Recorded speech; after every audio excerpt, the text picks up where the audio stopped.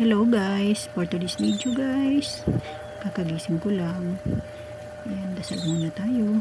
Pasalamat sa magdamag na nagising pa tayo. Ayan guys, at diretso na nga ako dyan naghilamos. Nag-toothbrush pala muna ako dyan guys. Tsaka ako nag-igib guys kasi walang tubig. Ayan. Ang laki-laki pa ng timba. Bigat-bigat guys, kaya ayan.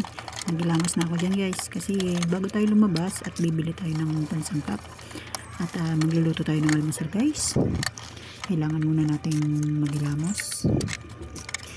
Ayan, syempre alam naman may laway pa tayo. Ayan guys, maghilamos na nga ako dyan guys. Kinuha ko yung sabon ko guys at hinati ko kasi sayang. Siyempre kailangan natin magtipid guys. Hinati ko ang sabon at ayan ang pinaka favorite part ng mga babae guys. Alam nyo na yan mga girls. Syempre bago lumabas kailangan muna natin magpaganda. So ano naman talaga ay yung mga time na kabon na lang tayong lumalabas. Ay kabon. Pampangan pala yun. sorry. Ayun nga guys. So, syempre. Charan. Ayan, syempre may paliptin ang lola nyo. Oha. At ayan na nga, balik na nga tayo sa kusina guys. Magsasangag na nga ako dyan guys. Ayan, syempre hiniwaan ko muna ng apple yung aking apo at bigla na naman dumating.